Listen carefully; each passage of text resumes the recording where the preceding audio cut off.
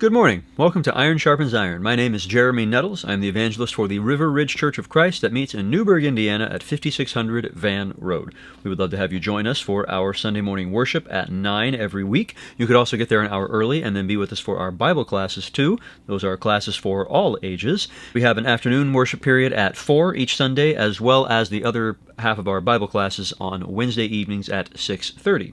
I encourage you to come for any and all of those. If you would like to get in touch with us, then feel free to give us a call or send a text to 812-550-6234 or send an email to info@riverridgechurch.org, and we would love to hear from you. You can sign up to receive our weekly bulletin in the mail. That includes an article that I have written every single week, going for now just about 5 years without fail.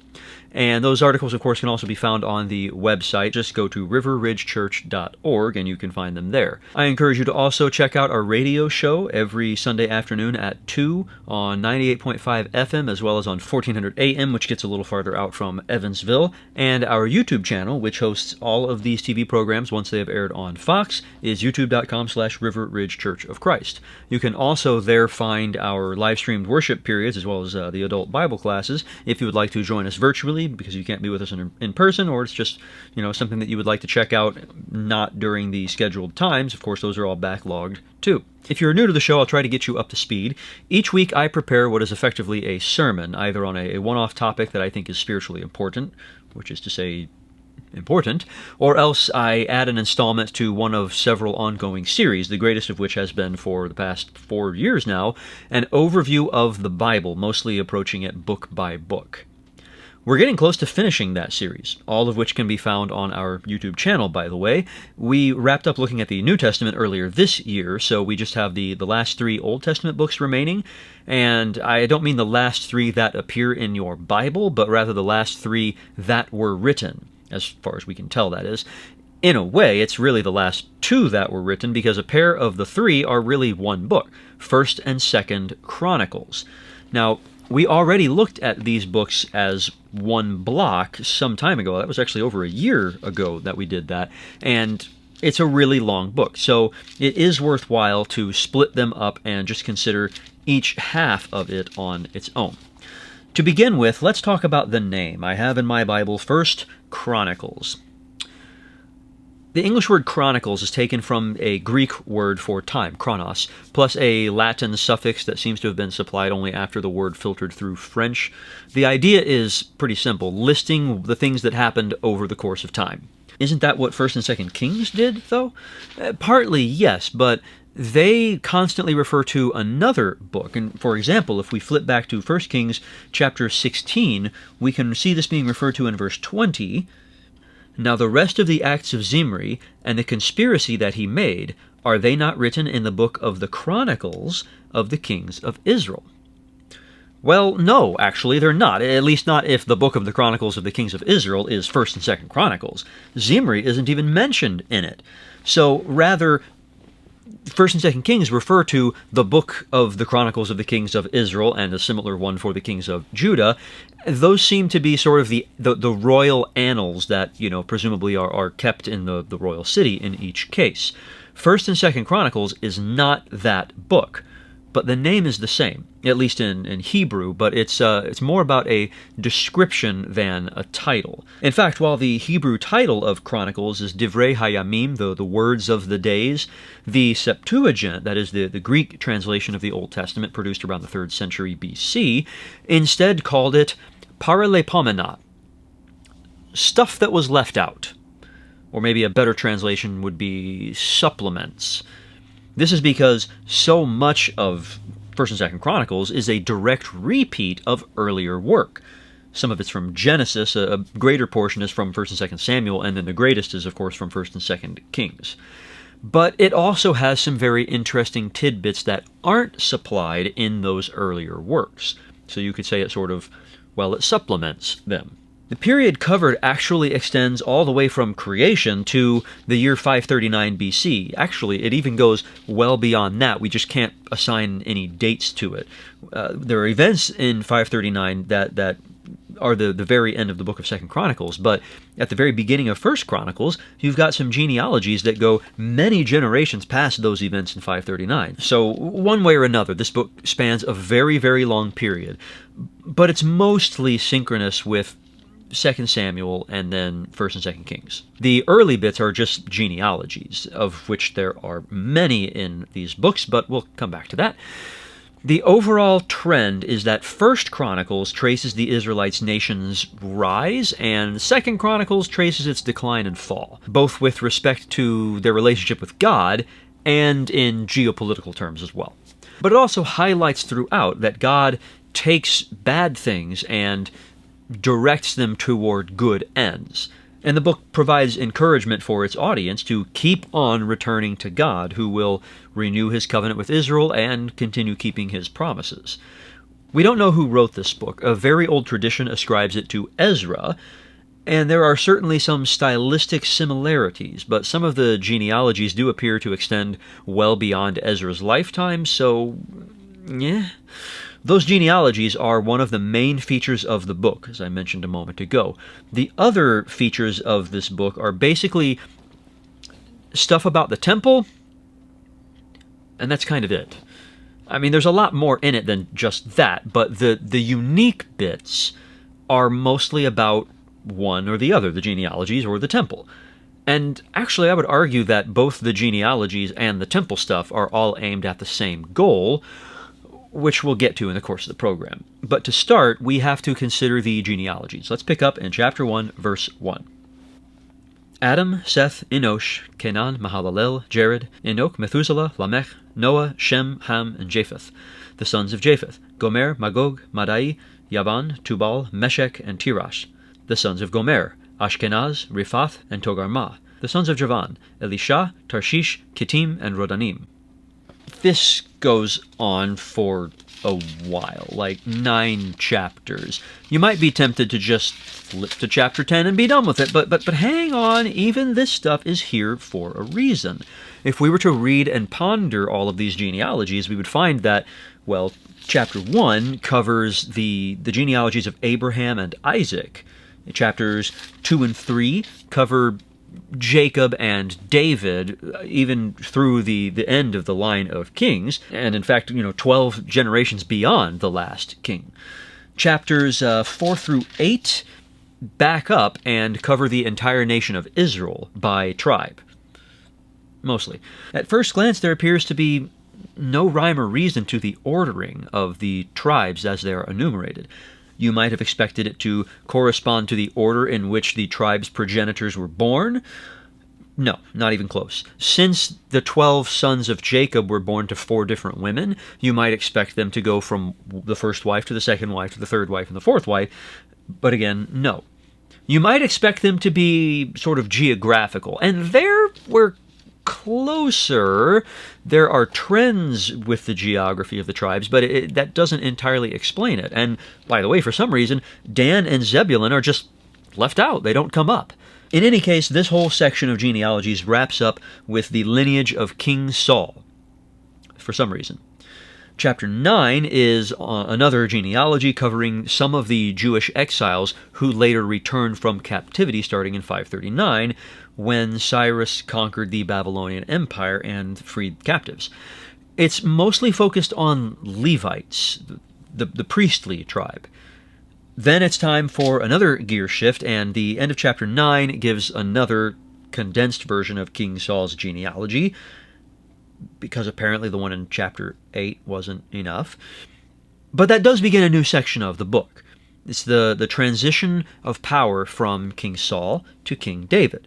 So we have Saul's death in battle in chapter 10, and then David's accession to the throne in chapter 11.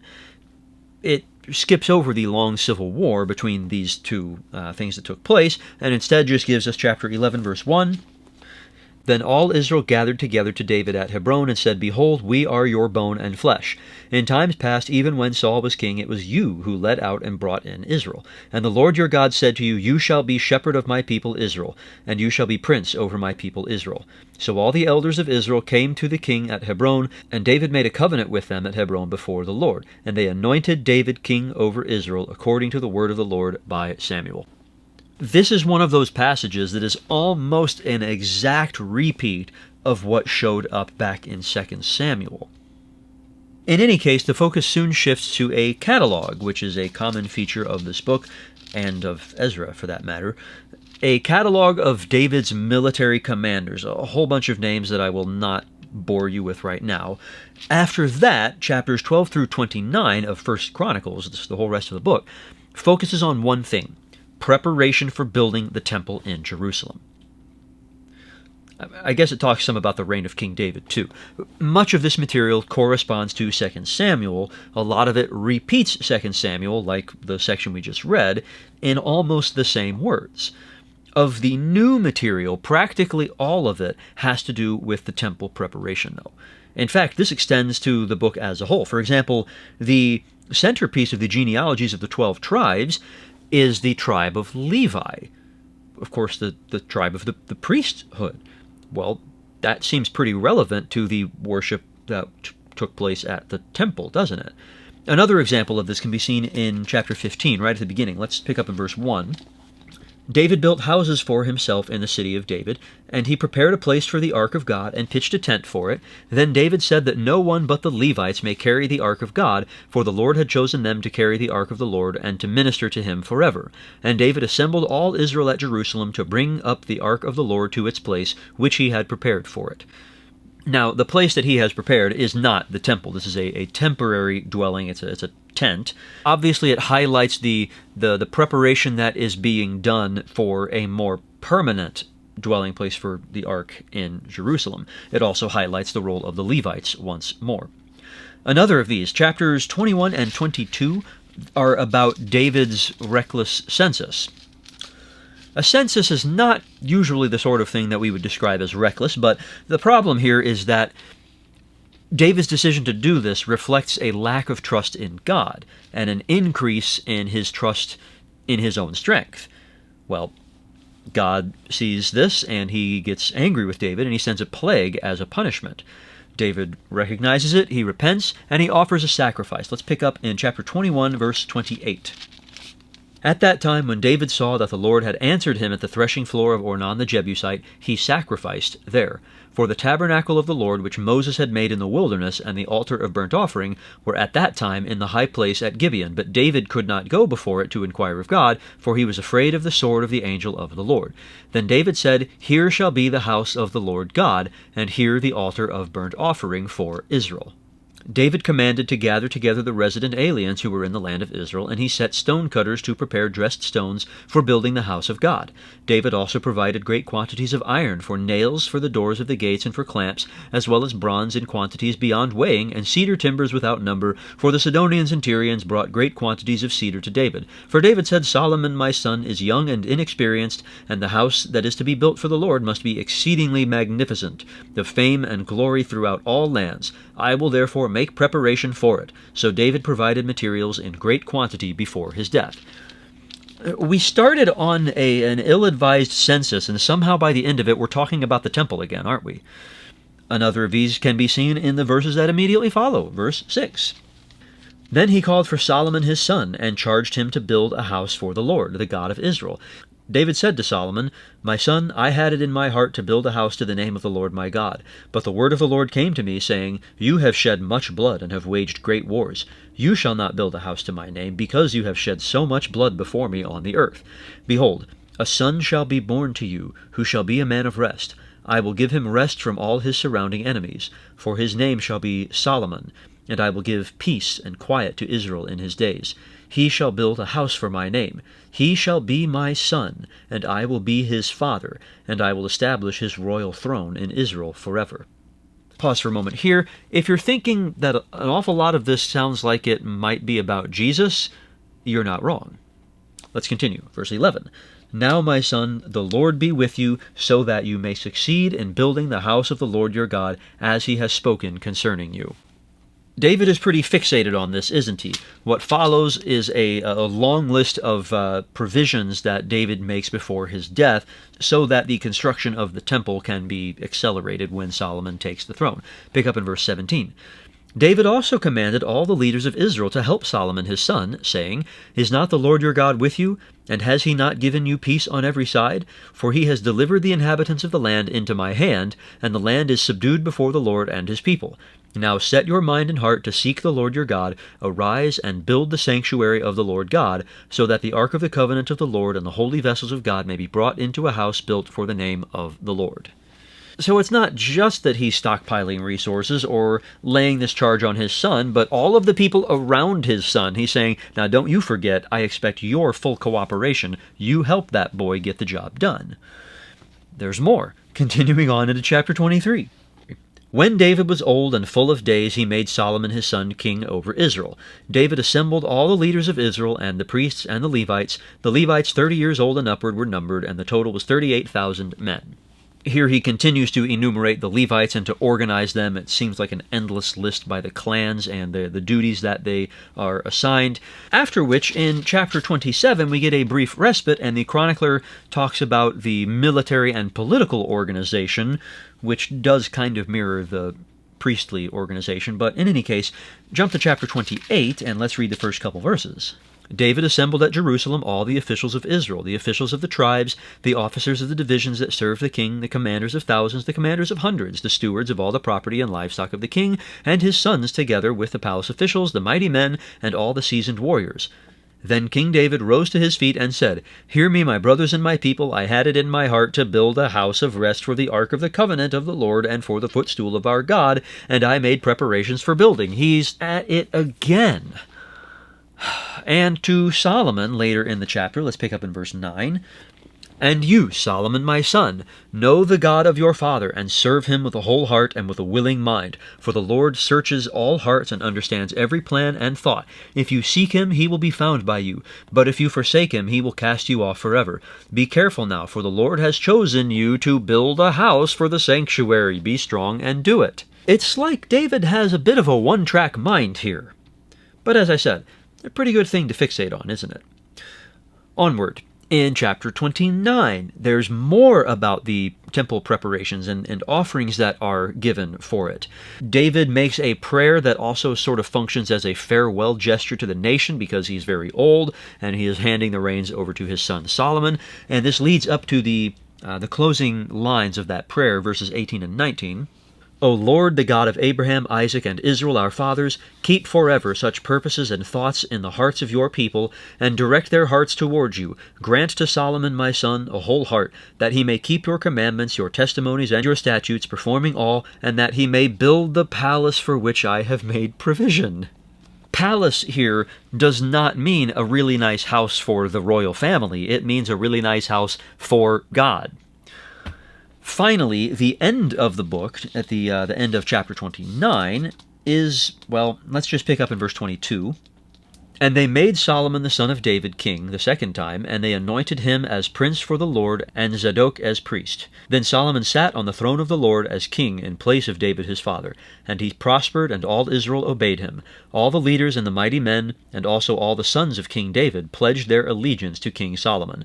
And the Lord made Solomon very great in the sight of all Israel, and bestowed on him such royal majesty as had not been on any king before him in Israel. Thus David the son of Jesse reigned over all Israel. The time that he reigned over Israel was 40 years. He reigned 7 years in Hebron, and 33 years in Jerusalem. Then he died at a good old age, full of days, riches, and honor. And Solomon his son reigned in his place." Well, finally, there's something that doesn't directly mention the temple. There are a couple more notes following this to sort of close out the first half, but a reminder, 1st and 2nd Chronicles are one book, so chapter 1 of 2nd Chronicles just picks up right where 1st Chronicles left off. There's not really intended to be like a major chapter gap there. It was just the best place to divide the book. The rest of the unique material in 1st Chronicles is aimed at the returning exiles after that Babylonian captivity ended in 539 BC. So, for example, if we go back to chapter 16, After the Ark of the Covenant was brought to its temporary spot in Jerusalem in David's time, David presents a psalm of thanksgiving to God. And in that psalm, we have things like verse 14, He is the Lord our God, His judgments are in all the earth. Remember His covenant forever, the word that He commanded for 1,000 generations. The covenant that He made with Abraham, His sworn promise to Isaac, which He confirmed to Jacob as a statute, to Israel as an everlasting covenant, saying, To you I will give the land of Canaan as your portion for an inheritance. Now, it's obviously entirely appropriate for David to bring up the fulfillment of that promise in this context. But they've also inhabited that land for like 500 years by that time. However, at the time that First Chronicles was being compiled, they had been away from the land for 70 years and then brought back and found a land that was full of squatters whom they were required to gently supplant. So that is an even more appropriate context for reminding the nation of the promise that God made to Abraham, Isaac, and Jacob about that land. Further, verse 19, When you were few in number, of little account, and sojourners in it, wandering from nation to nation, from one kingdom to another people, He allowed no one to oppress them. He rebuked kings on their account, saying, Touch not my anointed ones, do my prophets no harm. Again, it makes plenty of sense to bring that up in the context of laying God's ark into its temporary residence, but it makes even more sense to bring it up after the peoples have been, again, exiles in a foreign land, going from nation to nation, and where the kings have finally been rebuked into sending them home. And if we jump to the very end of it, after that psalm concludes, verse 35, Say also, Save us, O God of our salvation, and gather and deliver us from among the nations, that we may give thanks to your holy name and glory in your praise. Blessed be the Lord, the God of Israel, from everlasting to everlasting. Once again, this makes so much more sense for the returning exiles than it did at the time of its composition. And this sort of, I guess, bridges the gap between the returning exiles and, well, the temple stuff that we've already been talking about. Because when the exiles returned, the city and the temple had been destroyed, and they needed to be rebuilt. So it's the same deal as what David was undertaking. It's a bunch of the same themes. In chapter 12, another section that we didn't cover earlier, but it's unique to First Chronicles, we learn throughout the whole chapter about David's men. This is before he had been crowned king. He had been in Ziklag, a Philistine city, in order to keep away from Saul, who wouldn't stop trying to kill David. Effectively, we could say that David was in exile. While he was there, he was slowly building a coalition of members of several Israelite tribes, and then he eventually took them to Jerusalem with a sense of great purpose to establish a capital there, and establish his throne there, and to establish, well, a temple there. So especially if we look at the very beginning of chapter 12, Now these are the men who came to David at Ziklag, while he could not move about freely because of Saul the son of Kish, and they were among the mighty men who helped him in war. They were bowmen, and could shoot arrows and sling stones with either the right or the left hand. They were Benjaminites, Saul's kinsmen. Keep their origin in mind, and let's flip forward a bit to the book of Ezra, where chapter 1, verse 5 says, Then rose up the heads of the fathers' houses of Judah and Benjamin, and the priests and the Levites, everyone whose spirit God had stirred to go up to rebuild the house of the Lord that is in Jerusalem. By the way, we could also throw in 1 Chronicles chapter 8, where beginning in verse 28 we find, These were the heads of fathers' houses according to their generations, chief men. These lived in Jerusalem, speaking of the Benjaminites. Jael, the father of Gibeon, lived in Gibeon, and the name of his wife was Maacah. His firstborn son, Abdon, then Zur, Kish, Baal, Nadab, Gedor, Ahio, Zecher, and Mikloth. He fathered Shimei. Now these also lived opposite their kinsmen in Jerusalem with their kinsmen. Ner was the father of Kish, Kish of Saul, Saul of Jonathan, Malchishua, Abinadab, and Eshbaal. We're looking at the genealogy of Benjamin again, and it highlights that the border between the territory of Judah and Benjamin ran through the city of Jerusalem, tying these two together, because of course David comes from the tribe of Judah. So Judah and Benjamin are connected here. Judah and Benjamin are connected when Benjaminites join David at Ziklag in exile, and then they gather and ascend to Jerusalem to take the city. This is mirrored then 500 years later when the exiles of the nations of Israel and Judah assemble themselves a coalition, especially of the tribes of Judah and Benjamin, together with the Levites, who have gotten so much attention elsewhere, to ascend to Jerusalem, establish it as the capital of their territory again, and build a temple.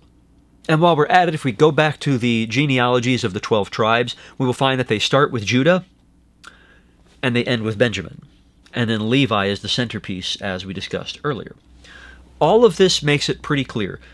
Chronicles is not history for history's sake. It's didactic.